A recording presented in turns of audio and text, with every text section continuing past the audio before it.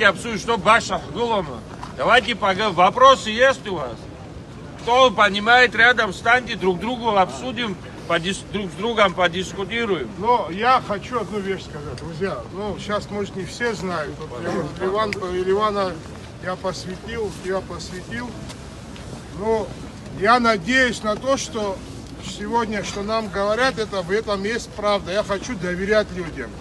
Есть люди, которые сейчас между нами ходят, какие-то вещи прорабатывают именно по этому соглашению.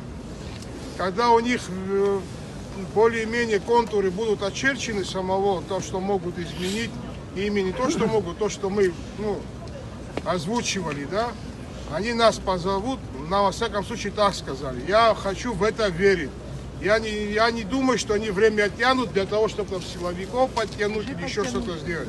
Я хочу верить тому, что мне говорят. Вы можете мне не верить или верить, это ваше дело. Но я хочу в это верить.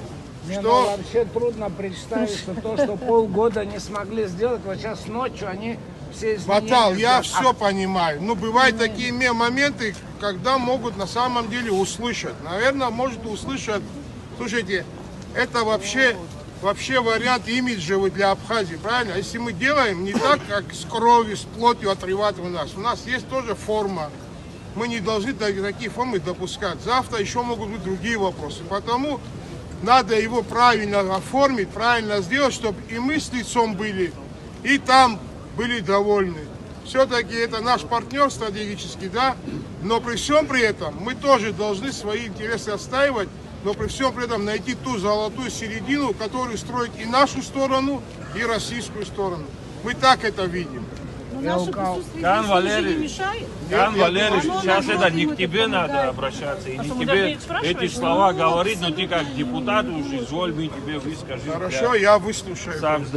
Я приму. Как бы это иронично не было, но зачем вечером бегать, как челночной дипломатией заниматься, если можно снять вопрос, всех собрать, в зале посадить, этих людей за что мучаем, этих людей за что мучаем.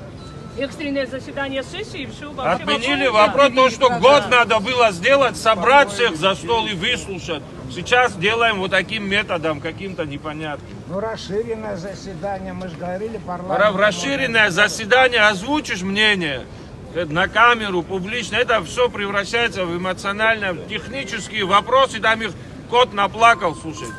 Поэтому хотел поговорить в нашем понимании, чтобы слышали, что такое непередача третьим лицам. Вообще потенциальную возможность исключить передачи от ФСО какому-то ООО в будущем. Эти факты были, мы не придумываем, слушайте, услышьте, текст неправильно, текст якобы там нет этой защиты. Завтра мы ничего не сможем сделать. Тогда и вопрос, тот, кто так упорно это инициирует, я уже называл, кто это в моем понимании. Либо это заинтересованное лицо, либо он находится под каким-то необыкновенным влиянием, что мы не знаем, что наше мнение всех для него не интересно. Вот один момент, слушайте, это что-то криминальное мы озвучиваем. Не дать эту возможность. Все, дали ФСО российскому, ради Бога, пользуйтесь, отдыхайте, охраняйте. Следующий вопрос, юрисдикция. Слушайте, на квадратном метре страны нельзя просто так отменять юрисдикцию по непонятному, спорному соглашению. Нам ребята приводят в пример военные базы.